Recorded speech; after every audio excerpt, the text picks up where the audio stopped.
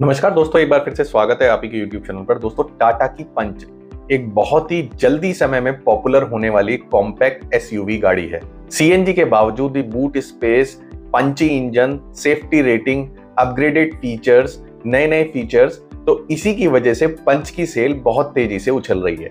पर यहाँ पर हमने कुछ एक गाड़ियां ली हैं जो कि पंच की कॉम्पिटिटर मानी जा रही हैं और जिनका सेल्स ग्राफ भी यही कह रहा है। दोस्तों, अभी भी कई लोगों का डिसीजन पंच की तरफ ना जाकर के दूसरी ये जो कॉम्पिटिटर कार्स हैं इनके ऊपर जा रहा है। इसके पीछे के रीजंस मैं आपको आज बताने वाला हूं और इसी के साथ साथ क्यों पंच को लोग अभी भी कम कंसीडर कर रहे हैं। और चलिए जानते हैं कि कौन कौन सी गाड़ियां इसके कंपटीशन में बनी हुई है जिनकी सेल्स ग्रोथ भी काफी अच्छी दिखाई देती है। यहाँ पर दोस्तों मैं आपको बताना चाहूंगा कि जो हमारे मेन फोकस पॉइंट रहने वाले हैं इस कंपैरिजन में, उसमें engine, transmission, performance, fuel efficiency, maintenance cost, safety, pricing and value for money के ऊपर हमने ये 5 कारों का पंच के साथ कंपैरिजन किया है। तो यहाँ पे हम पहले नंबर पर ले रहे हैं मारुति सुजुकी इग्निस। जी हाँ, इग्निस को इसका एक प्रबल कॉम्पिटिटर माना जा रहा है। वो इसलिए कि इग्निस में इसके मुकाबले 4 सिलेंडर इंजन आता है और फ्यूल एफिशिएंसी और प्रैक्टिकलिटी के लिए जानी जाती है मारुति सुजुकी इग्निस। जी, यहाँ पर अगर मैं व्हील बेस की बात करूं तो ऑफ कोर्स व्हील बेस जो है वो आपको ज्यादा देखने को मिलता है टाटा की पंच का है। बट अगर मैं यहाँ मेंटेनेंस की बात करता हूँ, फ्यूल एफिशिएंसी की बात करता हूँ, इसमें जो है कहीं ना कहीं इग्निस आगे निकल जाती है। तो मैं अगर टाटा पंच की और इग्निस की सेल्स के बारे में बात करूं तो यहाँ पर टाटा पंच टॉप सेलिंग कार में जनवरी में 5वें स्थान पर रही थी, जिसकी 16,231 यूनिट सेल हुई थी। वहीं मारुति इग्निस की 3780 यूनिट बिकी थी जनवरी 2025 में, जिसमें कि 404% का मंथ ऑन मंथ का इंक्रीमेंट देखने को मिलता है। कि इग्निस में 1.2 लीटर का 4 सिलेंडर ट्रस्टेड इंजन दिया जाता है जो कि डुअल ओवरहेड कैमशाफ्ट के साथ आता है, जो कि 4 वेल पर सिलेंडर के साथ आता है। अब ये डुअल ओवरहेड कैमशाफ्ट क्या है, छोटी सी लाइन में आपको बताऊं तो यहाँ पर DOHC जो है उसकी वजह से higher torque, higher mileage, higher fuel efficiency प्राप्त की जा सकती है। इनिशियल अगर टॉर्क गाड़ी को जरूरत पड़ती है तो उसमें भी DOHC जो इंजन होते हैं वो ज्यादा अच्छा परफॉर्म कर पाते हैं। वहीं टाटा पंच की मैं बात करूं तो यहां पर भी 1.2 लीटर का नेचुरली एस्पिरेटेड रेवोट्रॉन इंजन दिया गया है जो कि सिंगल ओवरहेड कैमशाफ्ट के साथ आता है। और प्राइसिंग की यहां पर बात करें तो दोनों ही लगभग 6 लाख रुपए से शुरू होती हैं। यहां पर दोनों ही गाड़ियों में आपको CNG का ऑप्शन भी मिल जाता है। पंच अगर आप किसी वजह से नहीं लेना चाहते हैं, इसके पीछे आपके कारण हो सकते हैं सर्विसिंग में थोड़ी प्रॉब्लम आती है, रस्टिंग का इश्यू आपको एक देखने को मिल सकता है टाटा की पंच में, और इसी के साथ साथ थोड़ा सा सिटिंग अरेंजमेंट अगर और बेहतर किया जाता तो और बढ़िया रहता। तो यहाँ पर अगर आप इन चीजों को देखते हुए पंच नहीं लेना चाहते हैं तो आप एक नजर इग्निस पर भी डाल सकते हैं। तो अगला जो कॉम्पिटिटर आता है टाटा पंच का वो आता है ग्रैंड i10 नियोस। जी, Hyundai की ग्रैंड i10 नियोस भी काफी पावरफुल इंजन के साथ आ रही है। काफी आरामदायक इंटीरियर है इसका, काफी अच्छे खासे फीचर्स इसमें दिए जा रहे हैं। इसमें भी 1.2 लीटर का 4 सिलेंडर इंजन दिया गया है जो कि DOHC के साथ आता है, VTVT टेक्नोलॉजी के साथ। यानी कि ये क्या है, ये है वेरिएबल वेल्व टाइमिंग की जो टेक्नोलॉजी है उसके साथ ये इंजन आपको दिया जाता है। तो यहाँ पर प्राइसिंग की बात करूं तो 6 लाख रुपए एक्स शोरूम प्राइस के साथ ही Hyundai grand i10 Nios start होती है। मेंटेनेंस और पार्ट अवेलेबिलिटी की बात करें तो ये दोनों ही ठीक ठाक है। Hyundai की तरफ से बहुत ज्यादा कंप्लेंट्स यहाँ पर नहीं है, जबकि पंच में आपको कंपैरेटिवली थोड़ा सा ज्यादा मेंटेनेंस आप देखने को मिलता है। रिलायबिलिटी के मामले में भी आपको ग्रैंड i10 नियोस एक पॉइंट थोड़ा सा आगे मिलेगी। पर यहाँ पर सेफ्टी की बात करूं तो यहाँ पर ग्रैंड i10 नियोस सिर्फ और सिर्फ अचीव करती है 2 स्टार। तो सेफ्टी के मामले में अभी तक टाटा की पंच को कोई दूसरा कॉम्पिटिटर बीट नहीं कर पा रहा है।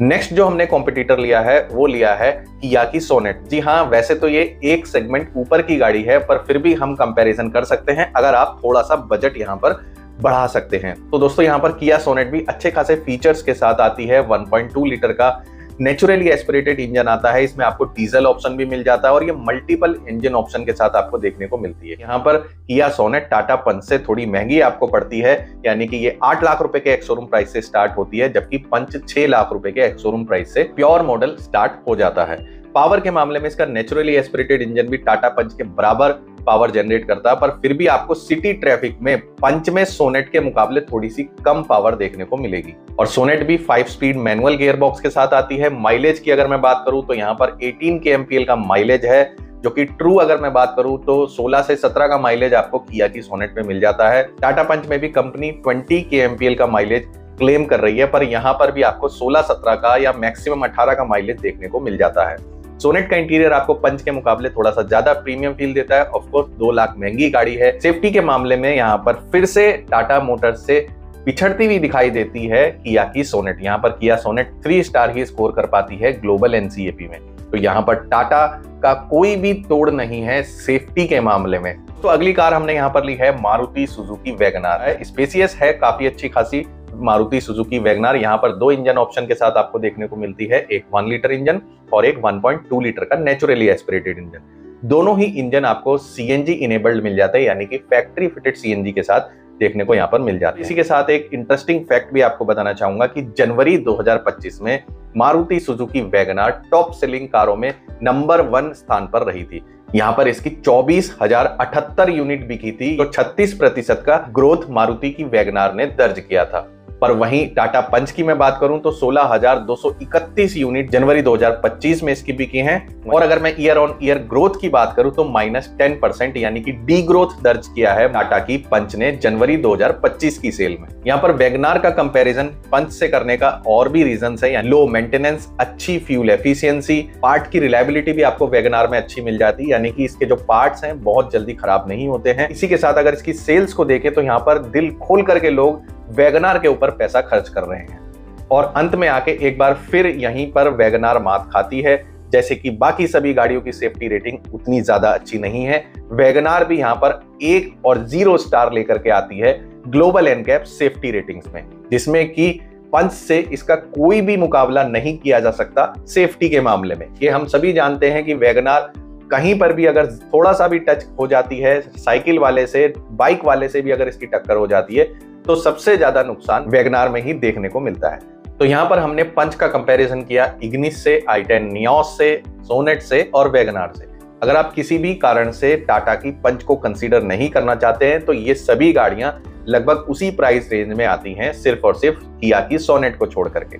वैसे तो टाटा की पंच को कंसीडर ना करने के बहुत ज्यादा कारण नहीं है, पर फिर भी अगर आप नहीं लेना चाहते तो इन सभी गाड़ियों पे एक नजर डाल सकते हैं। दोस्तों कमेंट में जरूर बताइएगा कि आपकी क्या राय है इन सभी गाड़ियों को लेकर के। इस वीडियो में इतना ही, जल्दी मिलेंगे अगले वीडियो में, तब तक आपका बहुत बहुत धन्यवाद।